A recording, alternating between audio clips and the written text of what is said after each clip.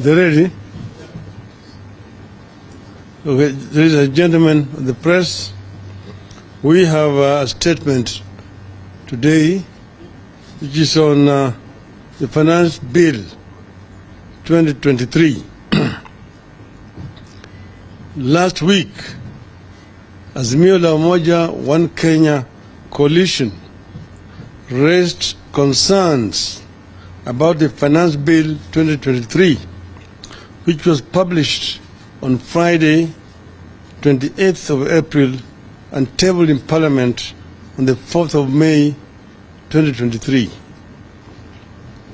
We said the bill prepared by the Kenya Kwanza regime is a punishment that Kenyans cannot and should not entertain. The bill proposes amendments to various tax statutes, including the Income Tax Act, Value-Added Tax, Tax Procedures Act, and the Miscellaneous Fees and Levies Act, among other laws.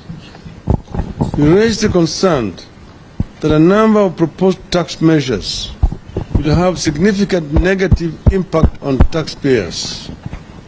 These include introduction of 16% VAT on petroleum products, revision of the rate of tax applicable to the permanent establishment of a foreign entity, and introduction of a tax on repatriated income of the permanent establishment.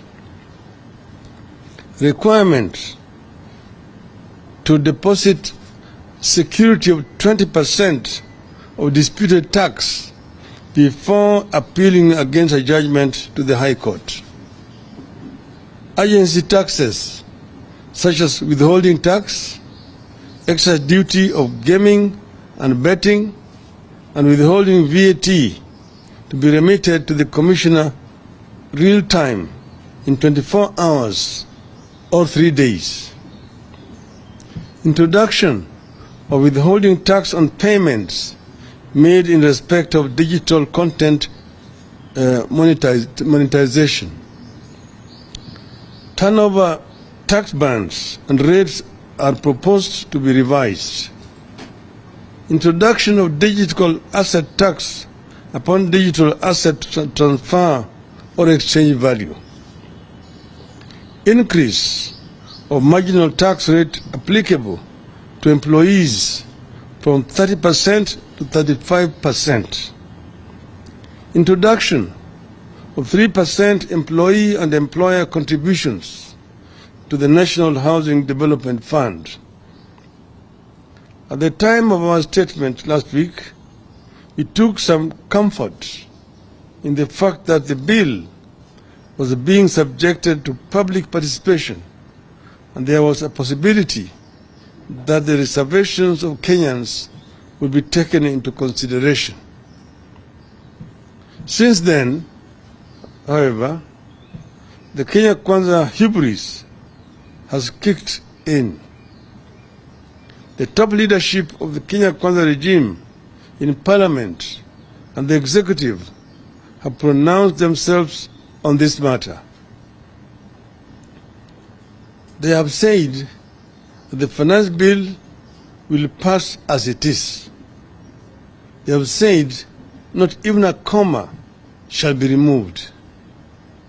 On Sunday, Honorable William Ruto said the 3% housing levy to be deducted from the basic salaries is mandatory patriotism. National Treasury Secretary Njuguna has said Kenya Kwanza is hiking taxes to catch up with the neighbors. Kenya Kwanza's leadership in Parliament has also declared that they will have their way because a government never loses. It is clear the so-called public participation is being invited is a mere charade and a gimmick to give Kenyans false hope before they are hit with a tsunami